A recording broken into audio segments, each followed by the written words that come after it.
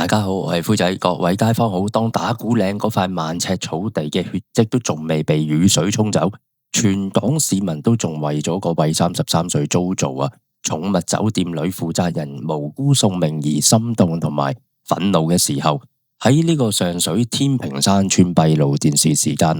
清清楚楚顯示住2026年7月30號朝頭早8點43分。鏡頭再一次拍低一幕令人毛骨悚然嘅血腥畫面，一段短短幾十秒嘅天眼影片入邊呢，一隻原本好平靜喺村路門前逗留嘅街貓，喺完全冇任何挑釁、冇任何預警嘅情況之下，瞬間遭到4隻成群結隊冇帶狗繩又冇戴口罩嘅大狗，由四方八面咁瘋狂撲上嚟包圍。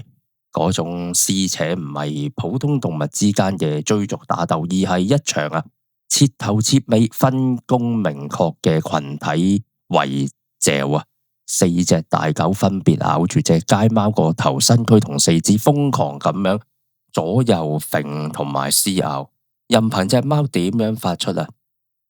厲嘅慘叫同埋掙扎，喺絕對力量同埋數量嘅壓制之下呢，短短10幾秒之內就已經斷咗氣。咁喺呢段天眼入邊嘅片段喺網上面一曝光呢，引爆嘅係唔單止一眾愛貓人士嘅眼淚同心痛，更加係全港市民，尤其係新界鄉村居民心入邊燃點咗一場前所未有嘅恐懼同怒火。即係大家睇到個畫面上呢，嗰4隻咬完貓之後若無其事大搖大擺繼續喺個村路遊蕩嘅大狗，咁腦海入邊浮現出嚟嘅第一句說話，亦都係最多網民異口同聲追問嘅一句說話，就係今日喺村口俾4隻狗圍攻分屍嘅係一隻跑唔切嘅街貓，咁聽日如果喺同一個位置跌低嘅係一個啱啱放學行緊返屋企嘅小學生，或者係一個行動不便揸住拐杖嘅長者，咁個後果到底會點呢？咁好多人睇完個片段之後第一個反應係痛罵隻狗兇殘，但係只要你冷靜睇清楚成件事嘅底層邏輯，你會發現真正嘅罪魁禍首係由始至終都唔係動物嘅兇殘野性本能，而係企喺呢4隻狗背後，長期將公共安全當成透明嘅不負責任嘅狗主，以及新界幾十年根深蒂固冇人敢管嘅放養惡習。呢4隻大狗之所以喺鄉村公共通道上變成一個隨時引爆嘅殺人炸彈，核心關鍵係在於動物行為學上邊一個極度危險嘅心理機制，就係群獵效應同埋獵殺開關。單獨一隻生活喺鄉村嘅唐狗或者看門狗啦，好多時見到人或者見到其他動物呢，佢嘅防衛機制主要都係吠虛張聲勢，甚至只要有人一行近佢自己就會心虛咁後退。但係一旦呢啲狗脫離咗索引繩即係狗帶嘅束縛呢，而3、4隻甚至更多數量聚埋一齊遊蕩嗰陣，佢哋嘅心理狀態就會發生本質上嘅嘅質變。喺犬科嘅動物基因入邊呢，群體聚集會瞬間激發咗佢哋原始嘅狼群捕獵本能。喺一個群體入邊呢，只要其中一隻狗因為眼前嘅獵物快速移動而觸發咗佢追逐嘅神經反射呢，其他同伴就會0點幾秒之內被呢個群體亢奮所傳染，失去所有理智同平日對人類嘅社會規則嘅顧忌。更加可怕嘅所謂嘅獵殺開關，當呢4隻大狗將呢個目的鎖定喺體型較細嘅貓身上嗰陣，佢哋嘅大腦認知入邊眼前一心已經再唔係同處一個社區嘅寵物，而係純粹一個獵物。圍攻嘅過程入邊撕咬同揈頭嘅動作會刺激佢哋體內嘅腎上腺素同埋多巴胺嘅瘋狂分泌，令到成隻狗群進入一種極度瘋狂嘅狀態。呢種狀態一旦喺某個地盤入邊成功發生過一次並且冇受到任何即時嘅制止同懲罰，呢幾隻狗就會喺個潛意識入邊將成群捕獵建立為一種獎勵嘅機制。即係換句話講，呢4隻喺天平山村咬走咗街貓嘅狗咧，佢哋對移動嘅動物體嘅攻擊值已經被徹底打開，佢哋嘅膽量咧已經被呢啲血腥味餵大咗。喺佢哋眼中咧，村路已經變成咗佢哋專屬嘅捕獵場。下一個行過嘅細路仔，如果係因為驚慌而奔跑，或者因為跌倒而發出喊聲咧，呢群已經品嘗過圍獵嘅快感嘅惡犬眼中，同嗰隻狂奔嘅街貓根本係冇任何分別。但係咧，點解喺今時今日香港啊，一個咁現代化嘅國際大都會入邊啊，新界鄉村啲小路竟然仲可以容許4隻具備致命殺傷力嘅大型犬隻咧，好似野生肉食動物咁自由遊蕩。呢個就牽涉到新界鄉村幾十年嚟最自私、最醜陋嘅放養看門狗嘅文化。咁好多村屋嘅住戶爛地車場、廢鐵回收場或者啲貨櫃場負責人嘅心態入邊咧，喂，養隻狗從來都唔係出於對生命嘅尊重或者愛護，而係純粹係一種極低成本嘅免費防盜系統。佢哋需要大狗幫佢哋開門口、防賊嚇走啲陌生人，但係同時佢哋又係極度自私，完全唔願意去承擔作為狗主應有嘅法律責任同經濟成本。佢哋唔想買圍欄，將隻狗隻咧妥善咁圈養喺自己嘅私人土地入邊，唔想每日花時間帶狗繩、戴口罩、帶隻狗散步，更加唔願意使錢帶狗去打呢個狂犬病預防針植入晶片或者做絕育手術。佢哋最慣常去做法咧，就係朝頭早開門放隻狗出去村路四圍走，任由佢哋喺周圍大小二便，追逐路人，喺垃圾堆咧摷嘢食。夜晚隻狗咧自己就識得翻嚟瞓覺，當完成咗個任務。呢種做法嘅本質咧，就係將自己看門口嘅私人利益最大化，同時將所有潛在嘅安全風險、衛生問題同致命嘅威脅咧，全數轉嫁俾成個社區嘅無辜居民。當平時冇事發生嘅時候，呢班狗主就以呢個鄉村嘅傳統狗隻嘅崇高自由唐狗天生就係咁樣作為藉口，將自己嘅疏忽咧包裝成所謂嘅隨性。但係一旦出咗事，一旦咧喺呢啲放養狗咬死咗人哋隻街貓，咬傷咗神魂嘅長者，甚至好似打鼓嶺咁咬死咗阿 Jojo，呢班自私嘅狗主就會即刻上演一場極度熟悉嘅金蟬脫殼大戲。咁好多憤怒嘅網民睇完個片段之後，紛紛留言都話：喂，要求報警拉人啦，要求執法部門以殘酷對待動物或者疏忽看管嘅罪名，將呢啲狗主重判入獄啦。但係殘酷嘅現實係，如果我哋翻開現行嘅香港法例同埋執法嘅程序，你會發現法律喺呢啲新界放養惡犬面前存在住一個幾咁巨大、幾咁諷刺嘅免責黑洞。當執法部門或者漁護署接報去到鄉村現場調查嗰陣，擺喺眼前第一個無法嘅法律障礙就係證明狗隻管有人嘅身份。咁根據香港法例第421章嘅狂犬病條例，5個月大以上嘅狗隻必須植入晶片領取牌照同接種呢個狂犬病疫苗。但係新界放養嘅環境入邊，絕大部分嘅看門狗根本就冇打過晶片。咁當警察指住呢個閉路電視入邊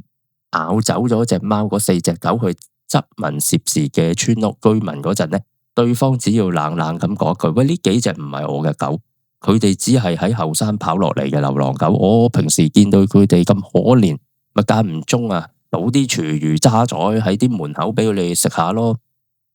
就係憑住呢一句輕描淡寫嘅說話，成個法律嘅追責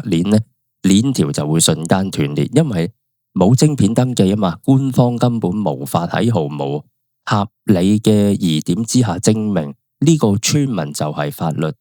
意義上嘅狗主或者管有人。就算全村人都心知肚明呢幾隻狗平時係由佢餵開，平時就係佢喺佢門口出入，只要缺乏法定文件嘅直接關聯，執法部門係好難單憑餵食2個字就落案起訴佢哋疏忽看管。嗰個位縱容咗呢4隻惡犬喺村路邊行兇，甚至可能企喺門口冷眼旁觀成個撕咬過程嘅所謂主人，就可以喺呢個法律真空地帶入邊咧毫無代價咁全身而退。退一萬步講啦，就算警方排除萬難揾到證據證明呢4隻狗確實係屬於某個特定嘅村民，喺現行嘅法例對佢哋嘅懲罰力度呢，亦都輕到幾乎對死者同埋受害嘅動物係一種侮辱啊！喺現行嘅狂犬病條例之下呢，大型狗隻體重喺20公斤或者以上，喺個公眾地方，如果係冇用一條超過2米嘅狗繩妥善咁樣去牽引呢，最高刑罰雖然寫住係罰款1萬蚊，但係過往嘅法庭實質嘅判例入邊，絕大部分呢初犯放養嘅狗主往往只係輕判啊，罰款幾百蚊至1000蚊了事，1000幾百嘅罰款對一個連狗糧錢都慳翻嘅車場或者村屋嘅住戶嚟講，根本連拗痕都算不上啊！咁至於網民極力主張嘅防止殘酷對待動物條例第169章呢，喺今次事件入邊啊，係適用難度更加高到令人絕望，因為第169章嘅立法原意呢，主要係針對人類直接對動物施加殘酷行為，例如毆打、虐待、禁錮或者蓄意疏忽，導致動物承受不必要嘅痛苦。當一隻狗喺街上咬死另一隻動物，除非控方能夠掌握無可辯駁嘅實質證據咧，證明狗主喺現場吹口哨指使啊，蓄意下達攻擊嘅指令，或者明知隻狗就係有咬人嘅前科，依然故意放鬆約束，企圖特登放隻狗去咬死其他動物，否則咧喺法律抗辯入邊咧，辯方律師只需要將件事定性為動物之間無法預測嘅本能衝突，就可以輕易避開約束罪高達20萬嘅罰款同監禁3年嘅刑事責任。呢種法律嘅監管極度無力，正正就係點解新界嘅犬患問題喺幾十年嚟好似腫瘤一樣越演越烈嘅根本原因。由打鼓嶺嘅混種惡犬惡霸犬咬死Jojo負責人呢，到天平山村4隻放養惡犬合力咁樣圍屍街貓，呢2單相隔10幾日嘅慘劇，表面睇係一單發生喺封閉嘅狗酒店，一單就發生喺開放嘅鄉村公眾通道，但係只要抽絲剝繭入去睇兩者背後嘅因果邏輯係100%嘅一樣嘅，因為打鼓嶺嘅事件核心喺救狗組織同埋義工係為咗呢個道德光環，將一隻明知帶有鬥犬血統未絕育、有攻擊全科嘅猛犬，喺隱瞞風險洗白成普通唐狗，隨意塞俾一個缺乏防護意識嘅女負責人。而天平山村嘅事件核心就係自私鄉村住戶為咗自身看門口嘅利益，將4隻具備群體圍獵能力嘅大狗以放養嘅自由為名，隨意釋放到公眾空間，將成個村落嘅老弱婦孺置於致命嘅危險之中。兩者嘅共通點就係人類嘅自私虛偽，以及對動物嘅致命殺傷力嘅極度漠視，最終由無辜嘅生命用鮮血嚟替佢哋埋單。咁更加令人感到悲哀同埋憤慨嘅係，負責全港動物管治同埋鄉村巡查官方嘅部門長年以嚟所採取消極及被動嘅態度，喺新界各個鄉村嘅社區好似呢啲天平山村呢類放養惡犬追狗追人咬死流浪貓狗嘅投訴每日喺各大熱線同報案記錄入邊何止成千上萬，但係相關部門每次收到投訴，最典型嘅回覆就係派一隊人去落村視察幾分鐘，如果見唔到狗隻或者揾唔到個狗主，就擺低一個鐵籠，話會嘗試誘捕，然後成個個案就告一段落。任何熟悉鄉村狗隻習性嘅人都知，呢啲長期喺村落遊蕩已經具備極高警覺性嘅大狗，根本係極少會行入